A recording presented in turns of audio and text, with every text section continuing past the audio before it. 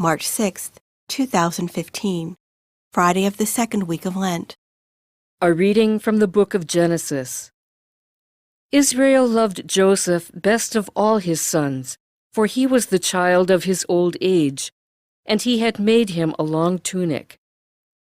When his brothers saw that their father loved him best of all his sons, they hated him so much that they would not even greet him. One day, when his brothers had gone to pasture their father's flocks at Shechem, Israel said to Joseph, "Your brothers, you know, are tending our flocks at Shechem. Get ready, I will send you to them." So Joseph went after his brothers and caught up with them in Dothan. They noticed him from a distance, and before he came up to them, they plotted to kill him. They said to one another, "Here comes that master dreamer. Come on, let us kill him and throw him into one of the cisterns here. We could say that a wild beast devoured him. We shall then see what comes of his dreams." When Reuben heard this, he tried to save him from their hands, saying, "We must not take his life." Instead of shedding blood, he continued, "Just throw him into that cistern there in the desert, but do not kill him outright." His purpose was to rescue him from their hands and return him to his father. So when Joseph came up to them, they stripped him of the long tunic he had on. Then they took him and threw him into the cistern, which was empty and dry. They then sat down to their meal. Looking up, they saw a caravan of Ishmaelites coming from Gilead, their camels laden with gum, balm, and resin, to be taken down to Egypt. Judah said to his brothers, "What is to be gained by killing our brother and concealing his blood? Rather, let us sell him to these Ishmaelites, instead of doing away with him ourselves.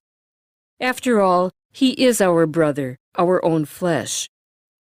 His brothers agreed. They sold Joseph to the Ishmaelites for 20 pieces of silver.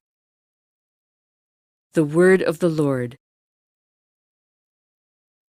The response is, "Remember the marvels the Lord has done."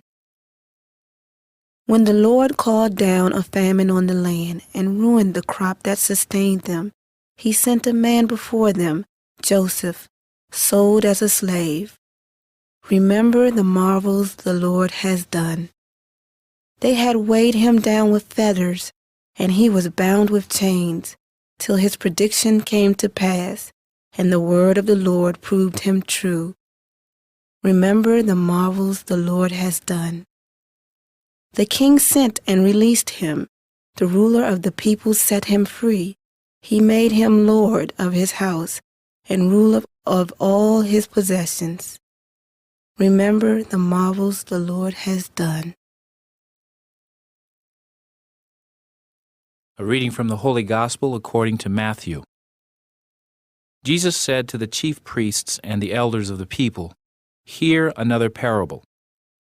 There was a landowner who planted a vineyard, put a hedge around it, dug a winepress in it, and built a tower.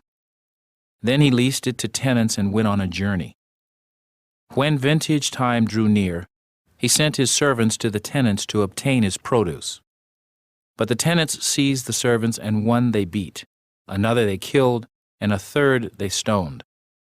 Again he sent other servants, more numerous than the first ones, but they treated them in the same way.